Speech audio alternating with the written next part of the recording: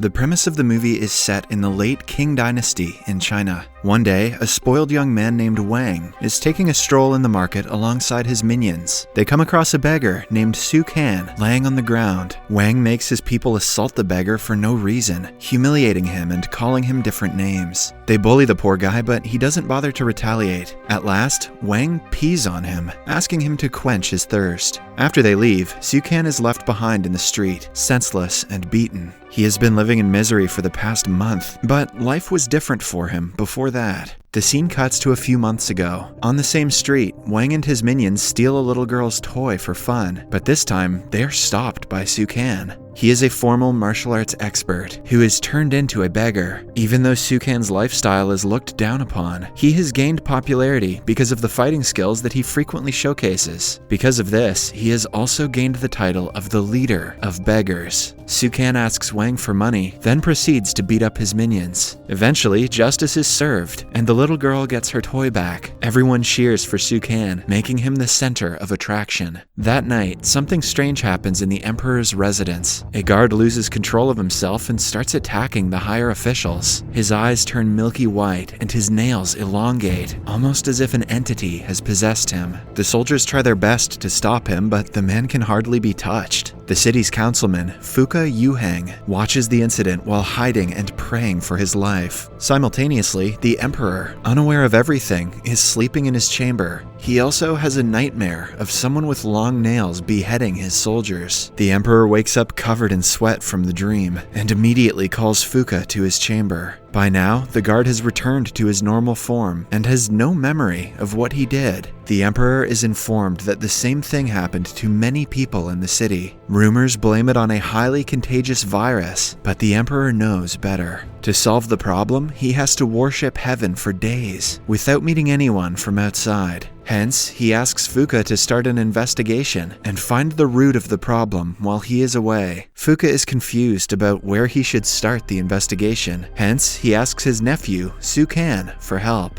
Su Can's wife, Fei Fei, is the woman of the house. Her orders are absolute that no one can go against. So, when she asks her husband to help Fucha, Su Can has to agree. At the same time, we see a councilman frantically praying in his house. He has been getting nightmares recently and has an eerie feeling in his heart. Suddenly, an invisible force knocks over his bookshelf. The man has locked every door and window in the house with chains and locks. Still, he is paranoid that someone has gotten inside. His fear comes to life when he hears someone whispering. Behind him is a grim, reaper-like man waiting to end his life. Suddenly, the councilman is transported to a dream world where all his colleagues are killed and mounted on poles. He tries running away, but his limbs are caught and trapped. In the end, they are torn apart, and the man is killed in a brutal murder.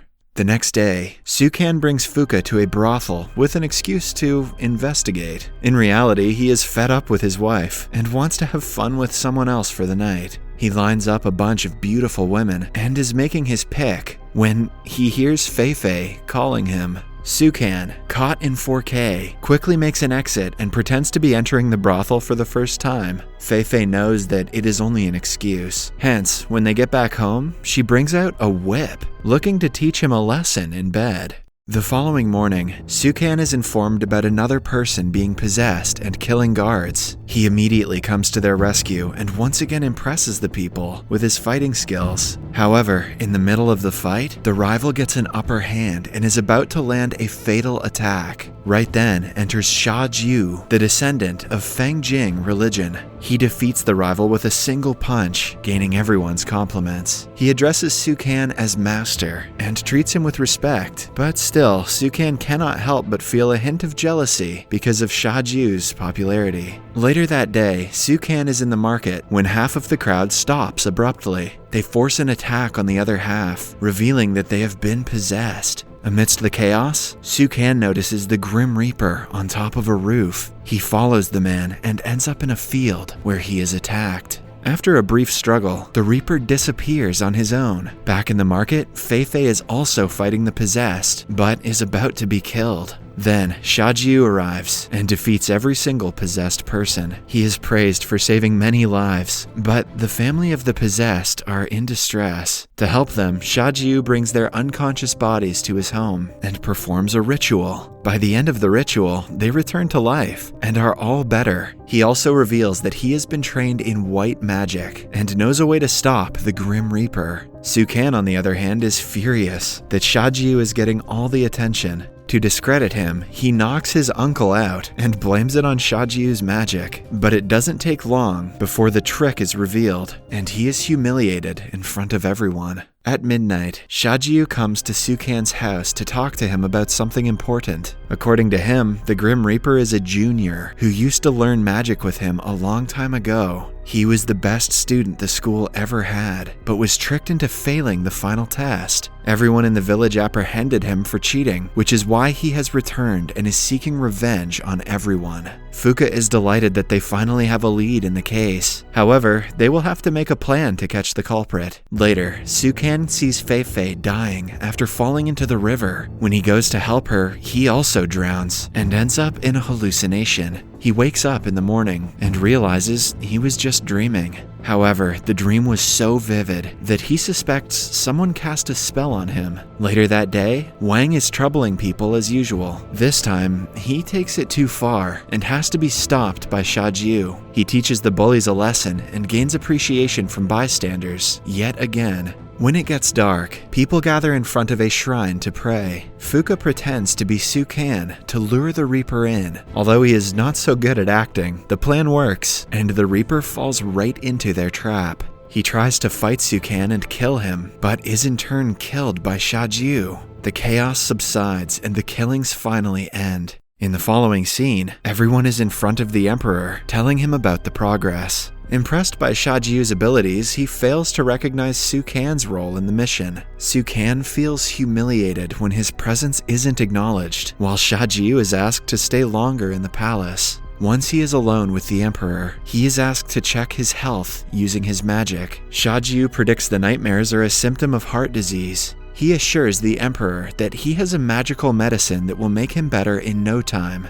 In only a few weeks, Xiajiu and the Emperor become inseparable. Xiajiu's position in the council rises, and he becomes the general of the palace. His disciples also gain extra respect in society. People offer them free food and services because of their master. Then, one night, Fucha calls Sukan outside for an important task. But as they talk, he addresses Sukan as Master Su. It turns out the person in front of him is Xiajiu, wearing Fucha's face. He discloses that he is the actual Grim Reaper, who has been controlling everyone in the town with his magic for the past few months. Even though he is from a respected family, he was humiliated by the villagers 10 years ago, and has been longing to take revenge ever since. Now that he is just steps away from being the Emperor, he has to kill Sukan first and seal the deal. Before Sukan can comprehend anything, Xiajiu casts a spell on him. They are taken to an imaginary world where Xiajiu is a giant. He attacks Sukan, but the beggar takes advantage of his size and narrowly makes an escape.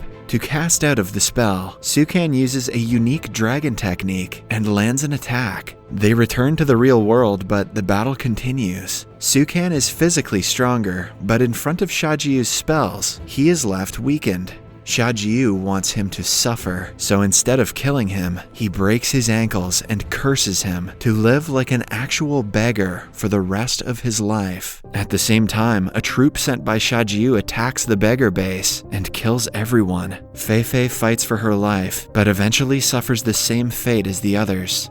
In the morning, Sukan returns and finds out that everyone he ever loved has died. He holds Fei and breaks into tears. The only person on his side is Fucha, who is thankfully away when the place was attacked. Enraged by the sight, he goes to the palace to ask for justice. But even the guards are on Xiajiu's side, and he is no longer allowed inside. Cut to a month after the incident, Xiajiu's curse has fulfilled itself, and Sukan is turned into a miserable beggar. The people who once used to look up to him now refuse to come near him. Wang uses the situation to teach Sukan a lesson. He and his minions take turns peeing on the poor man. Still, Sukan doesn't fight back and is numb to their insults. When he is at his lowest, Fucha finds him and brings him back to his home. He has also lost his job and is in bad financial condition. He eats leftovers from restaurants and brings the same for his nephew. Eventually, Xiajiu's disciples start showing their true faces. They demand free goods and assault everyone who refuses to obey them. People who were on Xiajiu's side before start dreading his rule. That night, Sukan drinks several bottles of alcohol and decides to commit the unthinkable. He is about to jump off a bridge when a stranger saves him. It is none other than his consciousness, who wants him to return to his normal self and avenge his wife's death. In the morning, Sukan wakes up with renewed motivation and a will to take revenge. Meanwhile, Xiajiu's people go on a rampage and destroy businesses for not offering them money. A little girl goes against them, but they do not hesitate to threaten her as well. Just when she is about to get hurt, Sukan arrives and beats everyone, turning into the town's hero again. In the meantime, the emperor has gotten a hint of what Xiajiu is planning. He also finds out the medicine he is being fed is what causes him intense nightmares. However, he is too weak to fight against Xiajiu, who has all the palace guards on his side. Suddenly, Sukan arrives in the palace. Having tricked all the guards and the security system, Xiajiu asks everyone to stay away, wanting to defeat Sukan on his own. An intense battle follows, where Sukan surprisingly overpowers Xiajiu. All the pain and frustration he has gone through in the past month comes flowing out of him. He gets a hold of Xiajiu's throat and is about to kill him, but the magician uses another spell to turn into Fei-Fei. This sets Sukan back a little, but he quickly recovers, remembers all the times that she whipped him,